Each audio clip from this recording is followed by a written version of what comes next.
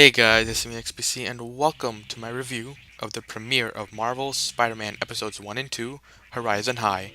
After a long wait, it has finally arrived, so let's not waste any time and get right into it.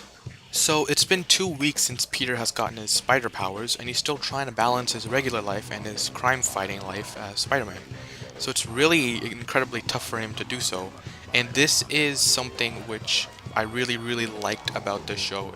Instead of rehashing his origin story, which they did, and it was released on YouTube, and they did like shorts of it. Instead of doing that, they quickly and set up his like character and made him really like relatable to the audience, especially teenagers. From helping Aunt May pay the bills to being a good friend for Harry Osborn, or even adjusting to this new school, Horizon High. You can like easily put yourself in his shoes and just care about him like so much. That's what I like about like Spider-Man, and this show gets it right. Another thing I liked about this show was the voice acting. Uh, the new voice actor Robbie Daymond, I believe, he's such a good Spider-Man because he just knocks it out of the park for me personally. He gives his like charisma to Peter, which is a new and fresh take that I've seen, and I prefer way more over Drake Bell's already, and it makes me eager to see more of him. Another standout that I liked was Uncle Ben, who's who's acting as a flashback character, and he's played by Patton Oswalt. And he adds these like layers of wisdom and confidence to his character, and it shows that that Ben cares about Peter a lot, and with his tone and all that, it shows that he cares for Peter a lot. Also, surprisingly, some of the supporting characters on Marvel Spider-Man were actually pretty good as well. For example, Harry Osborn is, as we all know, is Peter's best friend. But in this show, his scenes that he has with Peter, chilling out, chatting, I feel like those are the best ones in the show because they're just lighthearted and generally just a lot of fun to watch them, go back and forth with their conversations. Another character that I liked was Max Modell, who is like essentially like Peter's mentor at Horizon High, and he's like a renowned scientist at Horizon High, but he acts like a bit of a father figure for Peter now that Uncle Ben is, he's gone. Another surprising character that I saw on the show was Alistair Smythe and his father, Spencer Smythe. But let me first start with Alistair Smythe. So as we all know, he's like this, big scientist who has these spider slayers. But in this show, he's a student at Midtown High, and he's essentially at Peter's age. So, and he's so annoying. He's a piece of work. I must say, but that's what who Smythe essentially is. He's a piece of work, and making him a student like Peter, who's essentially like his rival in this show, and it's just a really good idea, I thought. And then his father, Spencer Smythe, is a teacher at Midtown High, and he's just an evil person, if I can sum it up, because in this episode it's shown that he has this like personal vendetta against Max Modell and Horizon High as a whole. He's calling them a fraud. He intentionally tampered with an experiment that Max Modell showed off to the students at Midtown High, and he blamed Harry for it, which got him suspended.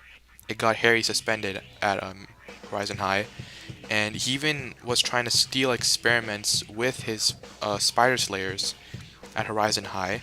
I don't. What are his true intentions? Nobody knows. Also, Miles Morales and Anya Corazon, who are both like spider people. Like Miles Morales has his own comic, and Anya is Spider Woman, I guess.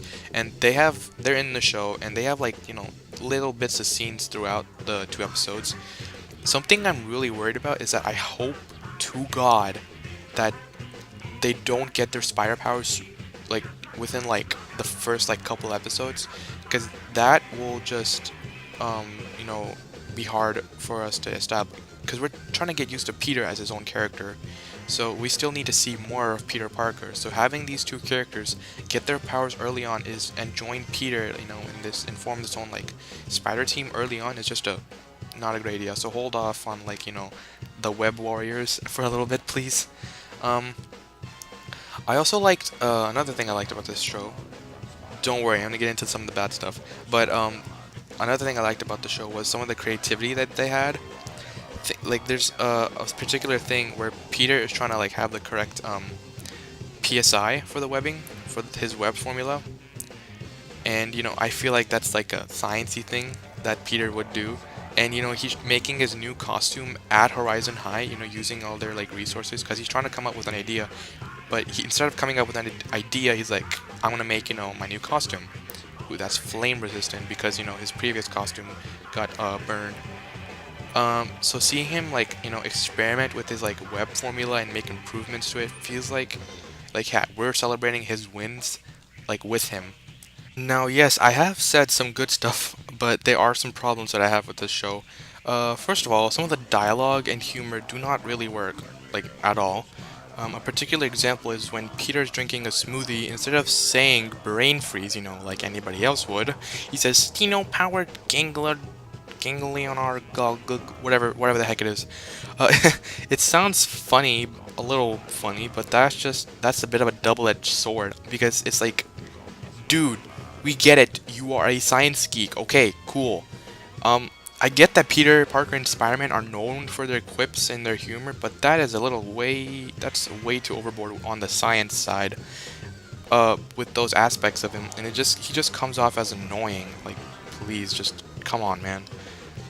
You're supposed to annoy other superheroes, not the audience. The next thing I want to talk about is the animation. So, when I saw the sneak peek up for this show back in like early June, when Spider-Man was fighting Scorpion, I thought it was just super cheap and super bland in general, especially with the backgrounds. Like, this is Spider-Man, you could have done a little bit more better. And Spider-Man's, his fight against Scorpion, like his animation, the fighting and all that, it looks just really stiff and just looked incomplete. But after watching that same scene again, in Horizon High Part 2, where he fights Scorpion again, not again, but when he fights him, the animation you could see the improvements in the animation, and it definitely has improved.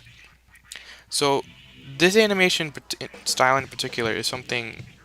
There's like it's not like super complex, It's not like on Spectacular Spider-Man's level or even Ultimate Spider-Man's level. It's a little downgrade, but maybe it's just like a new animation style that we just have to get used to as an audience. But I do like the new and fresh take on it, but just it's gonna take a little for me to get used to. Especially like there's no shading and there's like I don't know. So the final verdict here is that Marvel Spider-Man has enough of like a different approach to make it stand apart from like other animated takes on this character. I still like Spectacular Spider-Man more, but maybe this might change my opinion on Spider-Man series as a whole. Maybe I might like this more than Spectacular Spider-Man. I don't know. It doesn't. It has a potential for it. It has a potential for it, I guess. I hope, but I don't know. Peter learning to be a hero, while also attending this new school means like definitely like new conflicts internally, with his school, and with him trying to pay the bills, and along with those conflicts, against villains, and try to capture them and try to stop them. The dialogue and humor definitely need some work, and the animation still, has a long way to go. But I'll give Horizon High Parts 1 and 2 a 7 out of 10. I would like the rest of you to try and give this series a chance, because it has a potential. So, maybe more episodes could probably make the series a whole lot better. So I can't wait for more episodes. But yeah, that's it for me. Hope you all enjoyed my review. And if you want to see more, go ahead and like the video and comment below your thoughts on the first two episodes on Marvel Spider-Man. And I hope to see you all next time. Peace out and game on.